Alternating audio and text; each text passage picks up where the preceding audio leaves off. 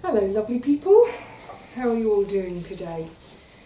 I hope you are well. I am. Getting myself nice and actually positively hot and steamy. Let's have a blast.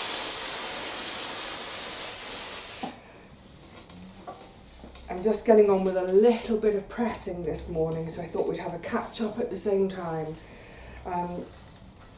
I've got a couple of cloths, so they were washed last night or yesterday and pressed, but they're just getting a final pressing before they get photographed.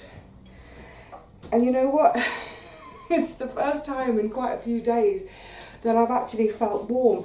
What's going on with the weather? Oh my goodness. Okay, right, so let's have a bit of context. Yeah, the last couple of weeks, it's all been a bit bonkers, really. And I think life is such a woo all over the place at the moment. That's fine. When it comes down a bit, it's not like, oh, sad, depressed, down. It's just down as in, okay, I'm kind of flagging for a day and then whoop, back up again. And I think I've really properly done my body clock in because, well, it's been quite an exciting time. Now, I'm going to talk about sport momentarily, but I'm not talking about sport really. Day before my birthday, so back to the beginning of July, on the 3rd, it was a very exciting day because Mark Cavendish, one of my absolute heroes, finished a stage of the Tour de France. I'm not going to go into detail, don't worry. The point being that in doing so, he broke a record which has stood for 50 years. Enquire! Held since, I think, 1975 by the great Eddie Merckx. And at the time, people were saying, this record will never be beaten. Anyway, yeah. Mark Cavendish, Cavs, however you call him, he did it. It was so exciting. It was unbelievably exciting. I loved it. Anyway, next day, it's my birthday. Yay! More excitement in the racing. And that evening, Andy Murray was playing doubles on centre court. They lost, unfortunately. And it was his farewell game. He's retiring, he won't be seen at Wimbledon again, unless he's in the Olympics, but it's in Paris, idiot. Anyway, there was a little sort of a surprise farewell party held for him on centre court. The lovely Sue Barker came out of retirement to host it. It was all very emotional. I got a bit damp of eye. I was like, oh my goodness, my birthday's just getting better and better. And then, of course, it was the general election, and I always used to stay up to watch the election, stay up all night. Right, hang on a tick, I'm just going to go and lay this flat. And then just finish this one off. But I haven't stayed up, I haven't done an all-nighter for years, but I just had a feeling that this year was going to be a bit. Well, I think we all knew that this year was going to be a bit big, shall we say. So I didn't actually end up going to bed till 6:30 in the morning, and then got up about 11:30, so only about 5 hours sleep. But yeah, I mean, I'm such a poor sleeper anyway, and I'm such a night owl anyway. I think it's well and truly mucked with my body clock. So I've had a few days I've been trying to sort of get up at 7 in the morning, no matter how late I've gone to bed, no matter how long it's taken me to get to sleep. My thinking is that if I get up really early, I'll be so exhausted by 10 or 11 in the evening that I'll go to sleep. It's not worked so far, but I'm trying. Anyway, so yes, so much excitement, body clock out of whack. But the other thing I think, obviously I've been getting on with stuff for the flat, and that's, it's great. I'm really pleased with how things are going. There's more videos to come of how I've got on. Yeah, they'll be coming out throughout the rest of July. So really pleased with how that's going, but obviously there are occasions when, I mean, it's perfectly natural, isn't it, when you're kind of, you know, motivating yourself to keep going, and getting on, and yay, this is great. It's inevitable that there are occasional days when one feels a bit like, oh, either not necessarily fed up, but just a bit sort of, just do with a break, do with something else. Anyway, it's all happening, that's good. I think one of the big things that's influencing me at the moment, though, is this weather. I mean, for goodness sakes, anyone who has been watching, who watched Wimbledon, will know. I mean, how many actual days of play were there on the outside courts, as in the courts that don't have a lid, a roof on them? So few. It's been wet, it's been grey, but it's been chilly, that's the thing. There was a night, I don't think it was election night, I think it was the night after election night, we went down to 8 degrees centigrade, which for you Fahrenheit lovers is about, I think we're going to sneeze. Oh, excuse me, my hanky's over here, hang on, let me get my hanky. Yeah, 8, 60, it's the low 50s. Do you know what, hang on, I'm going to turn you around, I'm going to take a pew. I thought I'd be pressing for longer, I'm not, they're done enough. So let's take a pew and carry on chatting. And I've got a few little notes, prompts. Let's have a seat. Oh, that's better. Goodness me, I feel like I've had a steam bath. Yeah, I mean, crazy. It was 8 degrees, which I think is in the low 50s Fahrenheit. It's July, for goodness sakes. This is like, what is going on? I had to grab a blanket. July.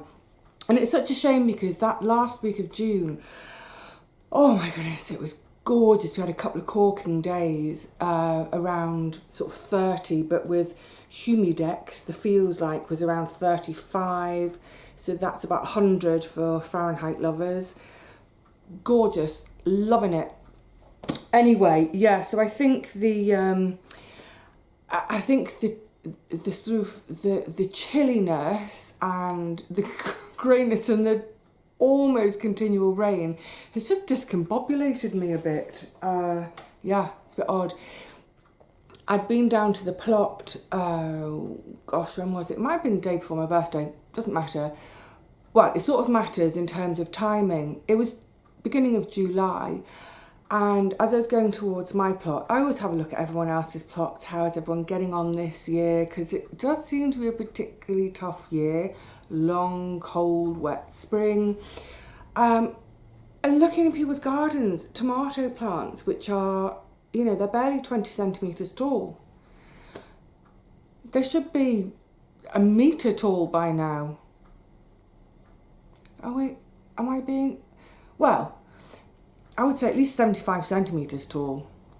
Yeah, so it's obviously, yeah, a bit, a bit not right this year. Keep saying it, I'll probably say it right to the end of the year. I definitely picked the right year to take a year off gardening. I mean, I didn't really pick it as such, it's how life has gone, but if I'd picked it, I couldn't have picked better. Yeah, so there we go. There was one thing I wanted to say about calves when I was standing up, when I was ironing, and I forgot. Don't worry, I am not going to talk about sport. It was just something he said in the interview immediately after he'd crossed the line. Well, within sort of 10 minutes of him crossing. And I thought, I love that. I've got to jot that down, make a note of it somehow. And this is one of those things I love about sport. And I've said in the past, when I talk about sport, I'm not actually talking about sport. I'm talking about life, the metaphors for life that we can or the lessons, whatever, that we can garner from sport. Sorry, speaking into my water bottle.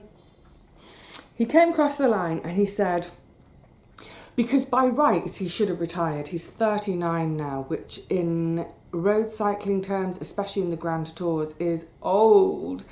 He said, when you're not as good as everyone else physically, it's so beneficial to have this. And I thought, wow, Cavs, you're so right, aren't you? And I can take so much from that.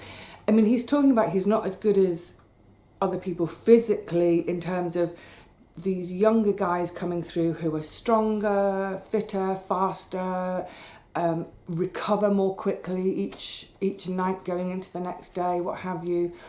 But he's got this. He's got the wisdom of all those years of racing. He knows when to push it. He knows when to hold back. He knows how to work the tactics. He knows when to recognise that he's not having so great a day, and he knows how to recognise when he's really, really feeling up for it. But also he's got that strength of mind to keep pursuing that dream, to keep training, to keep working so hard. And it's all driven by this rather than the legs now. Everything's being driven by, willpower, mindset. So for me, that's a great kind of life lesson, isn't it? That, you know, there are times I certainly feel it with a combination of lack of sleep and creaking body parts, that there are days when I use this to say, okay, you might not be feeling absolutely brilliant today, but you can push on. You can push on. Use this to get through that kind of real down patch. Come out the other side, you're fine. But it's willpower, willing myself to get through that day, to get through those jobs, whatever it is. But also that wisdom with age. And actually, because that interview, it was on the 3rd of July, it was the day before my birthday, the afternoon before my birthday. And obviously, you know, it's that time of year, isn't it? We reflect on age and ageing and being a year older. And I thought it was so perfect, because I thought, you know, in some ways I think, I wish I still had my 35-year-old body in terms of fitness and strength and going running and doing sports and all that. But, and I don't have that anymore. But what I have garnered over the years is this. It's that sort of strength of mind, willpower, resilience, but also a bit of wisdom as well of, like I say, that thing of knowing when I can push on and knowing when it's really a good idea to just step back. I think when I was younger, I would have done the wrong one on the wrong day. You know, on a day when I should think you really do need a rest, for example, whether it's a physical or mental rest, you really should take a rest, Vivi. Okay, I'll take a rest. But I wouldn't. It'd be like, you should really take a rest, Vivi. I'm not going to take a rest. I'm going to just steam on and get on and then wreck myself. And then other days when I might have thought, I can't be bothered. Oh, well, I give up. Whereas now, it'd be like, can't be bothered. You know what? Just get on and do it, Vivi. Just get on with it. None of this. I mean, I do have can't be bothered days. Of course I do. But I thought it was such a beautiful thought from Cavs that even if we may not be physically as good as others, we can develop this bit of ourselves and the wisdom. It's that old phrase, isn't it? It always goes out of my mind when I want it. But, you know, the wisdom to... I've completely forgotten it. The wisdom to know what I can change, the strength to change it or whatever, but it's more about the wisdom to know what you can't do or what it's not a good idea to do. I've completely messed that up, but you know what I mean. And I know loads of you in the comments now are going to quote it. If someone quotes it, don't everybody quote it, please. with age comes that wisdom and I think strength up there to be able to say, you know what, it's not such a great day, but I'm going to power through. And at the end of the day, I'm going to be so glad I did, and I'll have achieved something. And actually, that gives me such a boost. Likewise, having that wisdom to say, you know what, I really do need to take my foot off the gas today. Anyway, so thank you to Cavs for that great quote, which I scribbled down. I thought, I don't want to forget that. Excuse me. Now, the rest of this is random chat. Now just listen, talking about the brain, the brain is endlessly fascinating to me. I'm sure it is to lots of you. How on earth does it work? I had the weirdest dream recently, and I'm not going to recount the dream, well, not in full, because other people's dreams are utterly boring. It's more as a sort of an illustration of my brain did that. So, I'm just remembering as well, because the iron is out. I'd washed a load of linens, bed linen, that sort of thing, and I had everything hanging out. It was back at the end of June. It was lovely and warm, so everything was hanging and drying really quickly.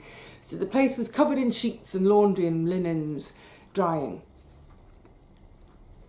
And on one of their Sunday chats, Richard and Paul had been talking about, they always round up, at the end of Sunday chat, they always round up about what they've been watching on TV.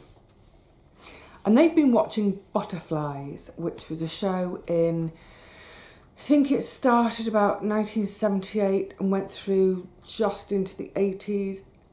I was a bit young to watch it, but I sort of remember it. My mum watched it. Doesn't matter. They were talking about it, and it starred Wendy Craig. This is how bonkers the brain is. Wendy Craig. So I'd watched their Sunday chat. They'd mentioned Butterflies. I'd said that as a kid I didn't really like it. I think it was a bit of a mum programme, you know, a mumsy programme. I didn't care for it, but they talked about it, so Wendy Craig was in my brain. I'd done a load of washing. All my sheets were hanging out to dry. That night, I had a horrible, kind of weird, not a nightmare, well, yeah, it was a bit of a nightmare. Cut a long story short, I moved to my new home. I open up my linen box and all my linens stink. They're damp, they stink, they've gone green, mouldy sludge. It's like this box of sludge, and all my beautiful linens. It was horrible, and I woke up like, oh no. And I put two and two together, and I realised why my brain did that to me, because it did it to me. So for those of you who are Wendy Craig fans, you might remember she did another show called Nanny, and I don't remember anything about that show except one episode, and I can't even remember the details of the episode, but I think it was either during the Edwardian period, so, you know, the 1910s, or it was set in the 20s, can't remember. But she was working as a nanny for, you know, a zhuzhy household. And she, obviously it's in the days of terry toweling nappies for babies. So as part of her duties as the nanny, she would launder and care for all the nappies, and then they'd be stored in the linen press. And I can't remember, someone else in the household must have done it. Someone had poured water on the nappies in the linen press, so that when the housekeeper, or the head of the house, I don't think it was the lady of the house, I don't think the lady of the house would get involved, so it must have been the housekeeper, the head housekeeper, had come and felt the nappies were damp, so Nanny got a right royal rollicking because she'd put the nappies away damp, but she hadn't. Someone was setting her up. It was really, really mean. Anyway, that's what my brain must have done. I'd had in my eye shot for the evening all my sheets hanging out to dry. They'd mentioned Wendy Craig, and I'd remembered the Nanny. I hadn't specifically remembered in that moment, but my brain remembers that one episode of Nanny with the damp nappies. And so I dream of going to a new home and all my linens are ruined because they're damp. Isn't the brain fascinating? Just, yeah, that association.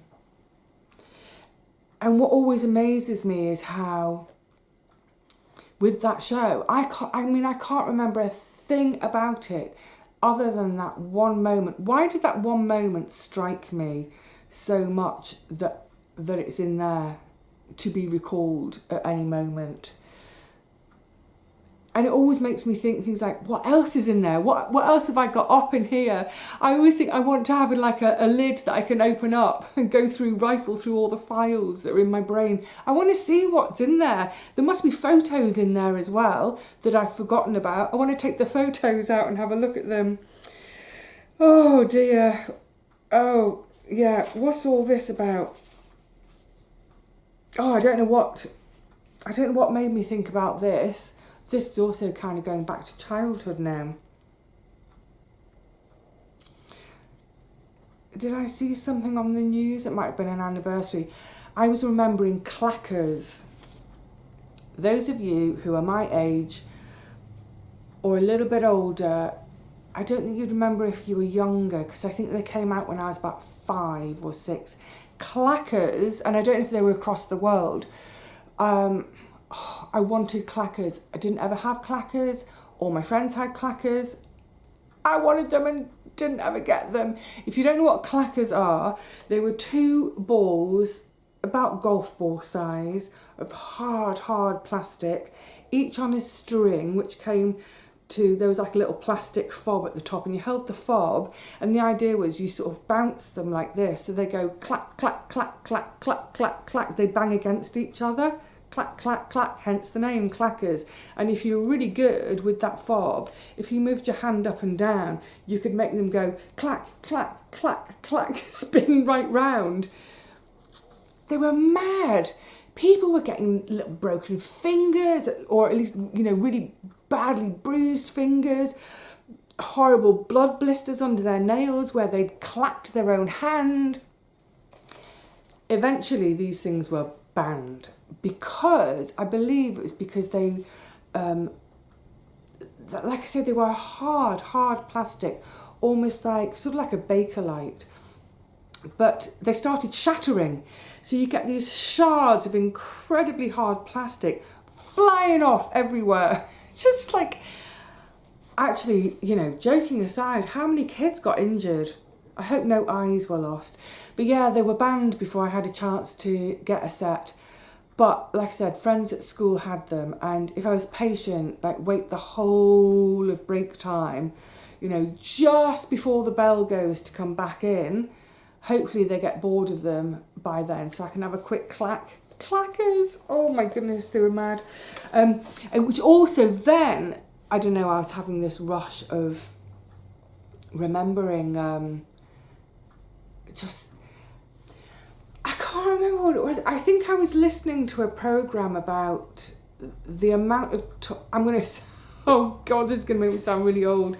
I think I was listening to a programme about the amount of toys kids have now and the amount of money parents spend on kids in toys in terms of like sort of the quantity given. Parents giving sort of 20, 30, 40 presents at Christmas. And when I was a kid, you got a main present, you got your present, and then you had your stocking with just little stocking fillers and, maybe some coloured pencils and, one of those games where you've got a little ball bearing and you've got to chase it around a maze or something like that. But really, really, really little things. And then a main present. And that was it. From your parents, you might get a present from your grandparents, you might get a present from your auntie and uncle, but yeah, it was sort of like one present from each family member, not 20, 30, what have you. Yeah, that was the show I was watching. And so I was thinking about those things from childhood, I was thinking about the toys I'd had as a kid and the toys I didn't have. I've talked about that before in Christmas episodes, about, I really wanted Meccano, wanted a chemistry set, I wanted a teeny tiny tears, all those things, never got them. They're all too expensive. But the one thing I did have, I adored them, were my roller skates. They showed them on this programme actually. The roller skates I had, and I know loads of you are going to remember them, they weren't roller boots. You didn't put your whole foot into the skate. They were skates that you strapped onto your regular shoes. So in those days it would have been little black plimsolls, you know, the sort of rubber-soled black cotton canvas upper with the elastic bit just on the top of your foot. So where your foot goes in, it's just that elastic kind of tongue section. Yeah, so the roller skate strapped onto your regular shoes. So at the back, around your ankle, there was a buckle bit, and on the front, where the toe strap was, it met and it was laced up. I think there were probably three eye holes, so you could lace it up, so you could tighten it over your shoe. But the great thing was, when you've got, say these are your two rollers at either end, so this is your heel end, this is the toe end, so it's like that. If you turned it upside down, underneath, it was metal. It was like a metal plate with the wheels on. Obviously the top bits was like leather uppers. Underneath, there was a nut you could loosen, so you could lengthen your roller skates or shorten them. I mean, what a great idea. It meant you didn't grow out of your roller skates. Whereas now, if you buy a pair of roller boots for your kid, by the next, if they're, you know, let's face it, we mostly go roller skating in the summer. By the following summer, they'll have outgrown their roller boots. Whereas our little roller skates, we never outgrew them, because each year you just loosen the bolt, open them up a bit, tighten your bolt up, good to go for another summer. I loved my roller skates. I would put them on to go anywhere. I wasn't allowed to roller skate to school. I'm not sure why. I can't remember why. I just know that I wasn't allowed to roller skate to school. The minute I got home from school, roller skates on, I'm out. But those, in fairness, were also the days when you come home from school, excuse me a second, we just didn't get homework when we were at infant school, junior school, pardon me.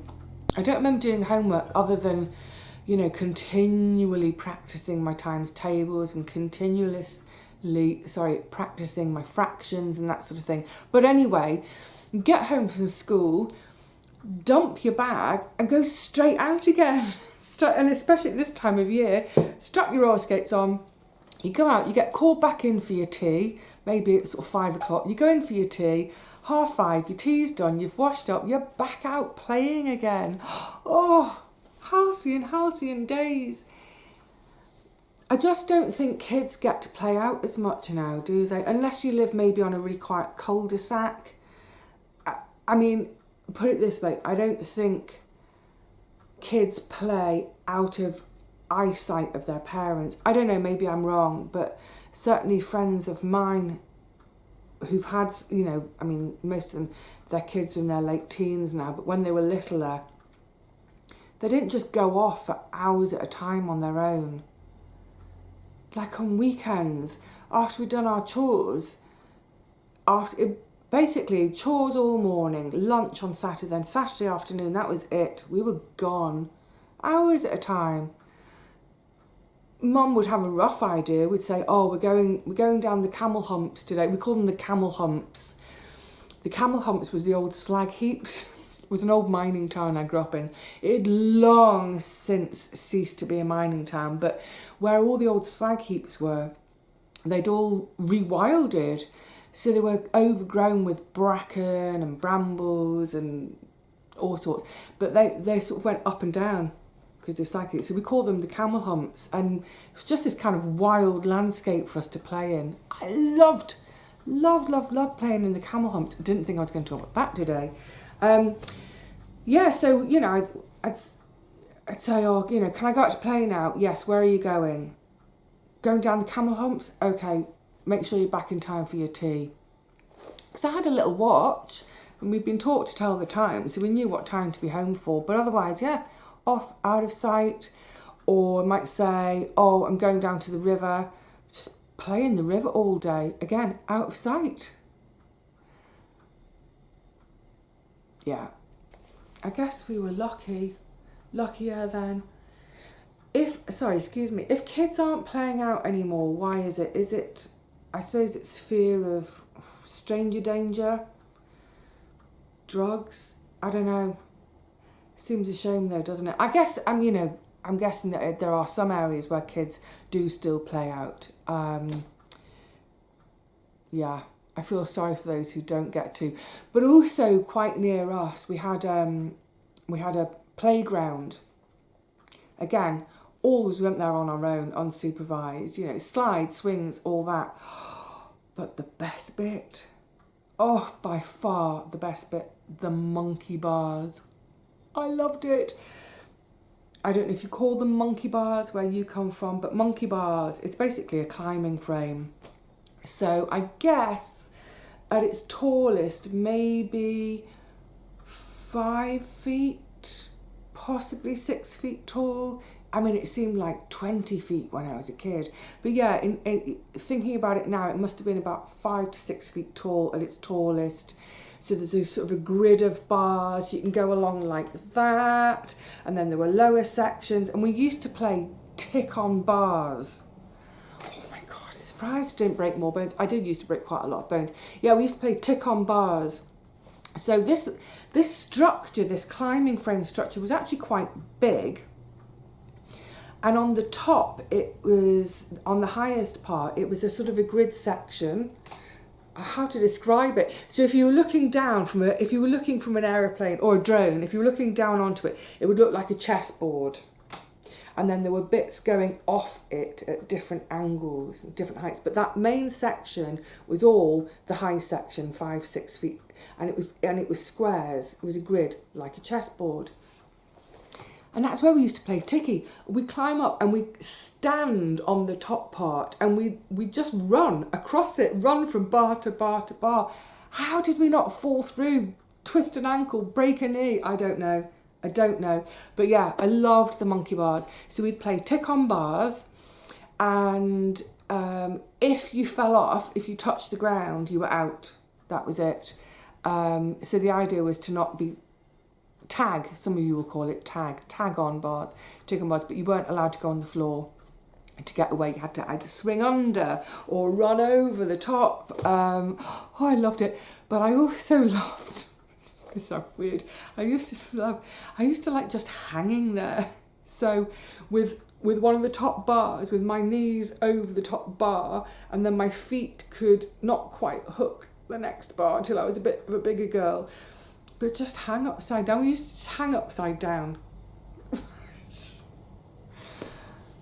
I tell you what, I didn't need the internet when I was a kid. Who needs the internet when you've got a river to play in, or you've got the camel humps, or you've got the monkey bars to play on, or a pair of roller skates to dash about on? Yeah. Oh, happy days. Right, I need to just top up my water. Give me a tick.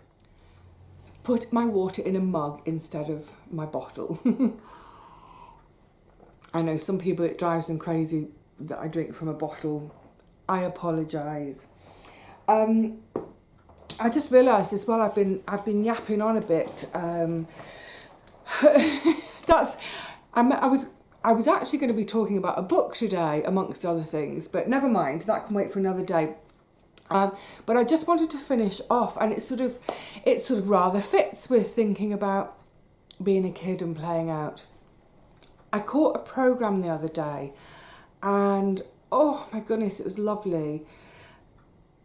Wasn't making a note of in order to pass on to you lovely people. So then I went online to look for it, and I don't think I can find it now. I think it might be iPlayer. Yeah, anyway, have a look. The title is, and I've forgotten the guy's name, I'm so sorry, but the title is called Supercharged Otters, as in otters, river otters, sea otters. And like I said, I've forgotten the guy's name. He's a wildlife photographer, but he has almost entirely focused his life's work on otters, capturing otters. Oh my goodness, it was the most wonderful, delightful, beautiful programme. So much otter action captured. So that in itself, I don't know about you, I think otters they're one of my absolute favourite animals. And if you were to say to me randomly on any other day, say before I'd watch this programme, what's your favourite animal, Vivi? I'd think, oh, well, I really like dogs and adore horses, especially heavy horses. I mean, I like all animals, really. I wouldn't necessarily think otter straight away, but then as soon as I read about otters or see a picture of an otter or see moving images of an otter, I suddenly think, yeah, they're top of my list, actually. They're fabulous creatures. This wonderful creature who is so adept at living on land, but then, wow, what they're like in the water. What I loved about this programme, though, was firstly a lot of footage. There was one bit, I think it was hunting in the river, that's never been captured on camera before. So there's some pretty exclusive footage in there. But there was a lot. What am I trying to say? Oh, I get excited about it now. There was a lot of variety in the type of shots we were getting, because so often, because otters have been, generally they're pretty reclusive creatures. We don't get to see much of them. So if we see images of them, we're used to seeing the images of, say, sea otters wrapping themselves up in kelp to have a nap, or say with river otters, quite often it's nighttime footage. So we see a pair of bright eyes, and it's sort of black and white imagery, but then we see the bright shining eyes, whatever.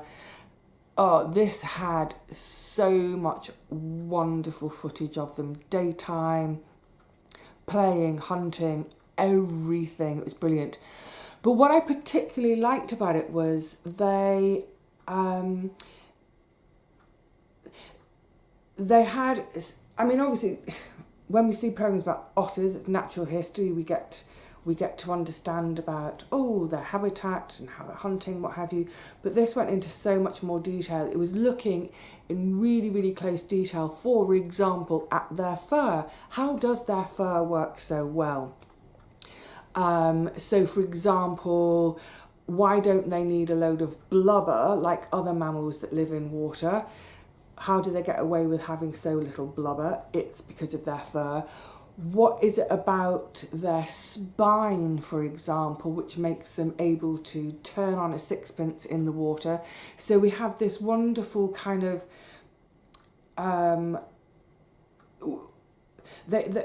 it's hard to explain. Look it up, it's well worth it. But for example, we might have an image, a video image, a real image of a real otter swimming, and then they morphed that image into a skeleton so we can see how it's moving. Wonderful. They set up some amazing slow motion cameras to be able to capture all these amazing movements, and how can they taste underwater? How on earth can you taste or smell something underwater? Fascinating. So it's there was quite a good chunk of new to me science, and certainly in terms of that smelling, tasting underwater, I think that's the first time that's been shown in a natural history documentary too. So if you think you know everything about otters already, I would highly, highly recommend watching Supercharged Otters. I'm just sorry I can't remember the guy's name who is the cameraman, the wildlife cameraman, because his passion was wonderful. He also got to, I think he was in America for this bit. He was following some otters that had been cubs. I don't know what had happened to the mum. The mum, I don't know what had happened to her, let's not speculate. But they were really, really, really, really little. They wouldn't have survived without her. So it was about how they were rescued but rehabbed to go back into the wild. So he got to have some pretty close-up action with those rescue otters, even though it's quite hands-off because they want to rehab them for the wild. But his delight, I mean, it's palpable. his absolute delight at being so close to these creatures. It was wonderful. Oh, absolute joy to see. I think whenever we see someone experiencing what they love, what they're passionate about, what brings them joy, when we see someone else's face light up, that they're getting joy from something, doesn't that bring joy to us as well? I'm sure that when I was watching him lighting up at the otters, I think I was lighting up at him lighting up at these gorgeous otters. Yeah, I think it's iPlayer, BBC iPlayer, supercharged otters, gorgeous. I think it was a 1 hour long, so it's not a huge chunk of time to give over to something. I was mesmerised. I was completely immersed in it. The world ceased to exist in that moment, in that hour. I was with those otters, swimming and just playing in the water. Gorgeous. So on that note, it's all about play today, isn't it? Why not? You know, we get older, we get smarter, but that doesn't mean we don't want to play still. Yay, the joy of play. I want to go off now and find some monkey bars in the local area, because you know what? No, I can't run, and even walking, doing speed walking isn't an option now.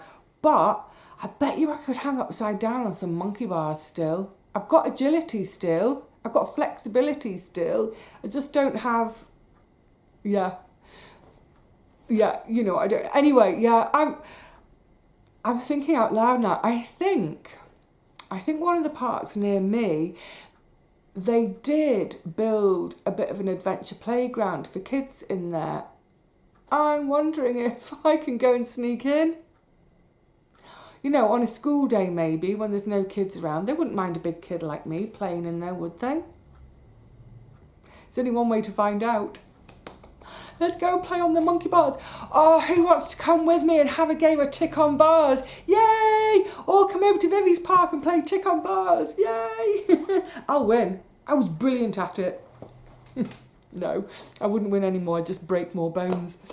All right, gorgeosities. I'll see you again soon. Next time, well, we'll be back to doing something more in the flat, no doubt. Until then, please look after yourselves. Go out and play. If you can, just go out and play. Be a kid again. Until the next one, cheerio.